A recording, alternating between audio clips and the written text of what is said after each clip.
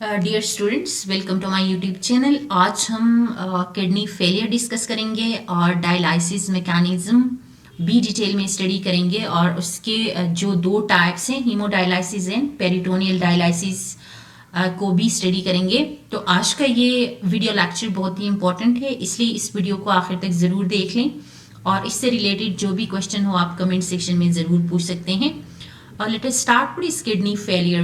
Kidney failure का मतलब है कि अगर किडनी अपना फंक्शन जो है वो प्रॉपर तरीके से नहीं करता है या फिर वो अपना फंक्शन जो फिल्टरिंग का प्रोसेस है वो अगर उसकी स्लो डाउन हो जाती है किडनी की, तो उसको हम कहते हैं रीनल फेलियर या फिर किडनी फेलियर। क्योंकि किडनी का जो बेसिक फंक्शन है वो ब्लड में से वेस्ट सब्सटेंसेस या जो टॉक्सिक सब्सटेंसेस है उनको ये अलग कर देता है। तो जब किडनी फेलियर होगी तो ये अपना फंक्शन या अपना जो फिल्टरिंग का प्रोसेस, इस प्रोसेस को हम फिल्ट्रेशन प्रोसेस कहते हैं या जिसको यूरिन फॉर्मेशन भी कहते हैं। किडनी एक्चुअली क्या करता है कि ब्लड में से एक्सेस वाटर और जो वेस्ट सब्सटेंसेस या जो टॉक्सिक सब्सटेंसेस है उनको रिमूव कर देता है in the form of urine, जिसको हम कहते हैं फिल्टरिंग प्रोसेस। तो जो फिल्टरिंग प्रोसेस है इस किडनी की अगर ये स्लो डाउन हो जाता है या फिर कम हो जाता है या फिर डिक्लाइन की तरफ जाता है, उसको हम कहते हैं किडनी फेलियर या रीनल फेलियर। अब हमारे पास टू टाइप्स के रीनल फेलियर्स हैं। एक को हम कहते हैं क्रॉनिक रीनल फेलियर, दूसरा हमारे पास होता है एक्यूट रीनल फेलियर। जो क्रॉनिक रीनल फेलियर है, this is irreversible deterioration in renal function, कि ये दोबारा वापस नहीं हो सकता कि किडनी जो है वो अपना फंक्शन या फिल्टरिंग का जो प्रोसेस है उसकी वो स्लो डाउन हो जाती है टाइम के साथ साथ, तो वो वापस जो है वो नॉर्मल फंक्शन की तरफ नहीं आ सकता, तो उसको हम कहेंगे क्रोनिक रीनल फेलियर।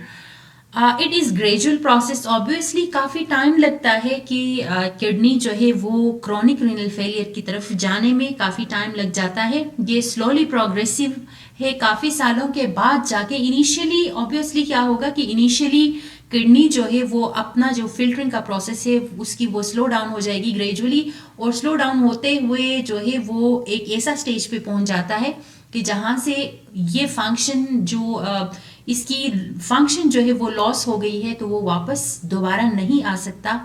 तो इसको हम कहते हैं chronic renal failure. What are the causes actually? These may be caused by bacterial infection of pelvis and surrounding tissues. अगर बैक्टीरियल इन्फेक्शन परसिस्टेंट रहता है पेल्विस में या सराउंडिंग टिश्यू में, तो इसकी वजह से भी क्रोनिक रीनल फेलियर हो सकता है। और नेफ्राइटिस की वजह से रीनल फेलियर हो सकता है, जिसमें इन्फ्लेमेशन ऑफ ग्लोमेरुलस, अगर परसिस्टेंट ग्लोमेरुलस में इन्फ्लेमेशन रहती है या फिर परसिस्टेंट ब्लड प्रेशर हाई रहता है, तो उसकी वजह से भी किडनी डैमेज हो सकता है और फिर क्रोनिक रीनल फेलियर कॉज हो सकता है। उसके साथ साथ डायबिटीज भी एक फैक्टर है जिसकी वजह से क्रोनिक रीनल फेलियर कॉज हो सकता है। Then we have acute renal failure. Acute renal failure ऐसी टाइप की रीनल फेलियर है जो कि ये रिवर्सेबल प्रोसेस है। कुछ टाइम तक जो है वो किडनी अपना फंक्शन स्लो डाउन कर देता है, लेकिन उसके बाद ये फिर रिवर्स हो जाता है। फिर उसके बाद किडनी दोबारा अपना प्रॉपर फंक्शन परफॉर्म करना स्टार्ट कर देता है, जिसको हम कहते हैं acute renal failure. It may be cause due to haemoglobin.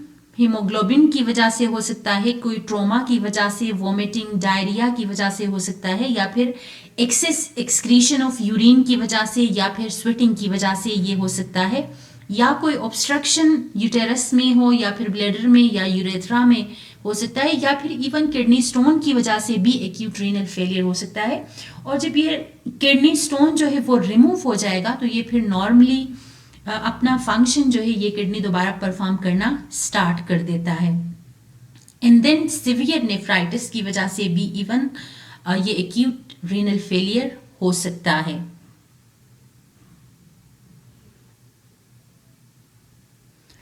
Then we have dialysis mechanisms. What is dialysis? A procedure to filter toxins from blood by artificial method when the kidneys are unable to perform this function. अगर kidney जो है या अपना function जो filtration process का function perform नहीं कर सकता है, तो उस दौरान फिर क्या करना पड़ता है कि एक आर्टिफिशियल एक मेथड के थ्रू इन टॉक्सिन्स को ब्लड में से या वेस्ट सब्सटेंसेस को ब्लड में से रिमूव किया जाता है with the help of machine which is known as, artificial तरीके से किया जाता है। और आर्टिफिशियल तरीके में एक मशीन के थ्रू ये फिल्ट्रेशन का प्रोसेस किया जाता है, जिसको हम कहते हैं renal dialysis. We have two types of renal dialysis, एक को हम कहते हैं हीमोडायलाइसिस और दूसरा हमारे पास है पेरिटोनियल डायलाइसिस। हीमोडायलाइसिस का मतलब है कि ब्लड की डायलाइसिस की जाती है, और जबकि पेरिटोनियल डायलाइसिस में पेरिटोनियल कैविटी के अंदर जो है वो फ्लूइड रख के जो है उसकी डायलाइसिस की जाती है। अब व्हाट इज हीमोडायलाइसिस, अभी हम डिटेल में डिस्कस करेंगे। जो हीमोडायलाइसिस है इसमें क्या करते हैं कि वेस्ट सब्सटेंसेस को या वाटर को रिमूव किया जाता है with the help of external filter which is known as dialyser. उस मशीन को या जिस मशीन की मदद से ये ब्लड की फिल्ट्रेशन की जाती है उस मशीन को हम डायलाइजर कहते हैं। वो डायलाइजर आउटसाइड बॉडी, उस इंडिविजुअल के बॉडी के बाहर वो डायलाइजर मशीन रखा जाता है और उसकी मदद से फिर डायलाइसिस की जाती है या ब्लड की फिल्ट्रेशन की जाती है। अब इसके अंदर एक्चुअली एक सेमी परमिएबल मेम्ब्रेन लिया जाता है, उस सेमी परमिएबल मेम्ब्रेन में से वो वेस्ट सब्सटेंसेस जो है वो गुजर जाते हैं। सेमी परमिएबल मेम्ब्रेन का मतलब है कि जो स्पेसिफिकली परमिशन देता है कुछ सब्सटेंसेस को कि वो सिर्फ उसमें से गुजर जाएं, बाकियों को वो रोक देता है, जिसको हम सेमी परमिएबल मेम्ब्रेन कहते हैं। ये सेमी परमिएबल मेम्ब्रेन को हम को यूजुअली यूज़ किया जाता है इस डायलाइजर मशीन के अंदर, जो कि स्पेसिफिकली वेस्ट सब्सटेंसेस को, एक्स्ट्रा वाटर को या वेस्ट सब्सटेंसेस को ये फिर अलाउ करेगा उस मेम्ब्रेन में से पास होने के लिए, बाकियों को जो है ये अलाउ नहीं करेगा। इसमें बेसिकली क्या करते हैं कि जो कैथेटर है उसको इंसर्ट किया जाता है ब्लड वेसल के अंदर। उस कैथेटर की मदद से ब्लड को निकाला जाता है, उस इंडिविजुअल का जो बाजू है वहां से ब्लड निकाला जाता है, निकाल के फिर उसको डायलाइजर के अंदर जो है उसको लेके जाते हैं। अब डायलाइजर के अंदर एक पंप होता है और एक कंटेनर होता है। अब पंप का काम क्या है कि वो ब्लड को पंप करेगा। Here we can see in this diagram, देखें कि ये कैथेटर है, कैथेटर की मदद से ये ब्लड लिया जाता है, इस इंडिविजुअल के बाजू से ब्लड निकाल के यहाँ से इस कैथेटर की मदद से इसमें ब्लड पंप में से गुजारा जाता है। ये ब्लड पंप क्या करेगा कि ये ब्लड को पंप करके प्रेशर क्रिएट करवाएगा, ब्लड के अंदर थोड़ा सा प्रेशर इंक्रीज हो जाएगा और ये ब्लड फिर आगे एक डायलाइजर मशीन के अंदर ये जाता है, जिसको हम डायलाइजर कहते हैं। इस डायलाइजर में देखें डायलाइजिंग ट्यूब्स लगे हुए हैं, दीज आर डायलाइजिंग ट्यूब्स। और ये जो डायलाइजिंग ट्यूब्स बेसिकली ये सिंथेटिक ट्यूब्स होते हैं जो कि सेलोफेन मेम्ब्रेन से ये बने हुए होते हैं, और इनमें से फिर यहाँ से इस पूरे को हम कहते हैं डायलाइजर। और इस कंटेनर के अंदर एक डायलाइसिस फ्लूइड डाला जाता है। यहाँ पे देखें यूज डायलाइसेट जिसको कहा जाता है, डायलाइजिंग फ्लूइड को हम डायलाइसेट भी कहते हैं।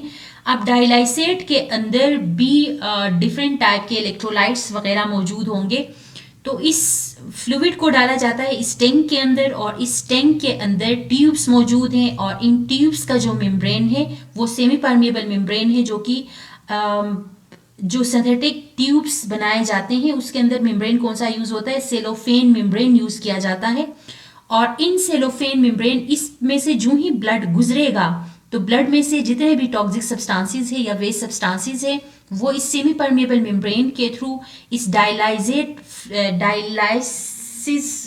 का जो फ्लूइड है, डायलाइसिस फ्लूइड जिसको कहा जाता है, उस डायलाइसिस फ्लूइड के अंदर ये वेस्ट सब्सटेंसेस चले जाएंगे, और फिर यहाँ से दोबारा ब्लड जो है इस सेकंड जो हमारे पास एक कैथेटर है उसके थ्रू इस इंडिविजुअल के आर्म में दोबारा ये इंटर हो जाता है।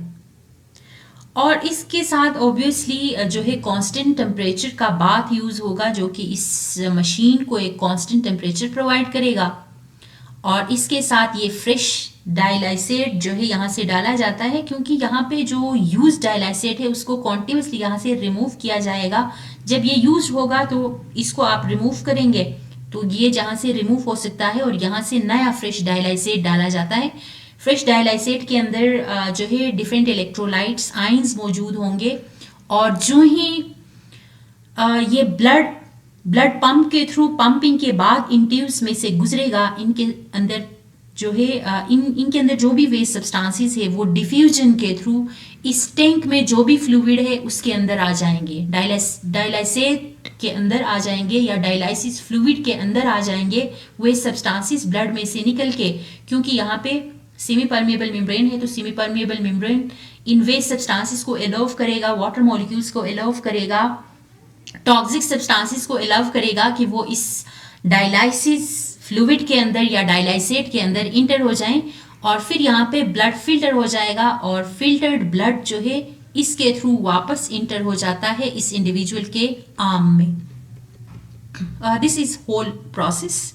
And second type of dialysis is peritoneal dialysis, जिसमें क्या करते हैं कि नेचुरल मेम्ब्रेन यूज किया जाता है, जिसको हम पेरिटोनियम या फिर जो एब्डोमिनल कैविटी है, हमारा जो एब्डोमिनल रीजन है वहाँ पे कैविटी होते हैं जिसको हम एब्डोमिनल कैविटी कहते हैं। उस एब्डोमिनल कैविटी के अंदर जो है ये फ्लूइड डाला जाता है, डायलाइसेट डाला जाता है या जिसको डायलाइसिस फ्लूइड भी कहा जाता है, वो एब्डोमिनल कैविटी के अंदर डाला जाता है। और फिर वहाँ पे ये पेरिटोनियम जो हमारी बॉडी के अंदर नेचुरल जो मेम्ब्रेन है वहाँ से फिर इसकी फिल्ट्रेशन करवाई जाती है।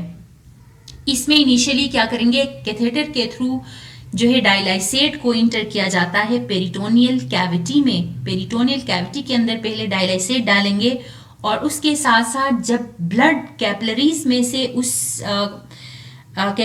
से उस कैविटी के साथ से गुजरेंगे तो वहाँ पे जो है ऑब्वियसली हमारा जो एब्डोमिनल कैविटी है वहाँ पे ये डायलाइसिस फ्लूइड मौजूद है, तो उसके साथ जो मेम्ब्रेन मौजूद है वो मेम्ब्रेन के साथ डिफरेंट कैपिलरीज होंगे जहाँ से ब्लड पास होगा।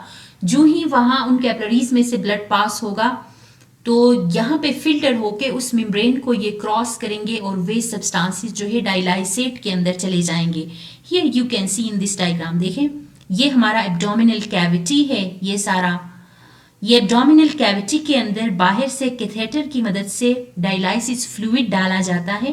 अब इसके अंदर वेरियस आयंस और इलेक्ट्रोलाइट्स मौजूद होंगे, लेकिन यहाँ पे इसके साथ देखें ब्लड कैपिलरीज मौजूद है, तो जो ही ब्लड इन कैपिलरीज में से गुजरेगा इसको हम पेरिटोनियम कहते हैं, जो कि पेरिटोनियम इज दिस मेम्ब्रेन।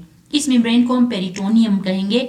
इस मेम्ब्रेन में से ये जो वेस्ट सब्सटेंसेस, ये जो ब्लड के अंदर जो वेस्ट सब्सटेंसेस हैं, ये फिर क्रॉस कर जाएंगे, यहाँ से ये पास हो जाएंगे इनटू दिस फ्लूइड।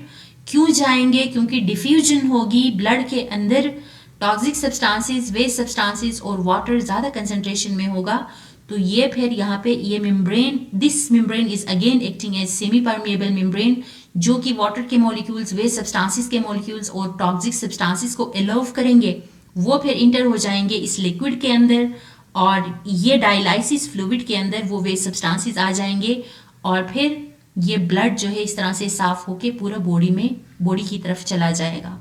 यहाँ से ये कैपिलरीज के थ्रू ब्लड आता जाएगा और यहाँ पे फिल्टर होके फिर जो फिल्टर्ड ब्लड है वो वापस बॉडी के अंदर मूव करता जाएगा और इसी तरह से ये फिर कॉन्टिन्यू रहता है।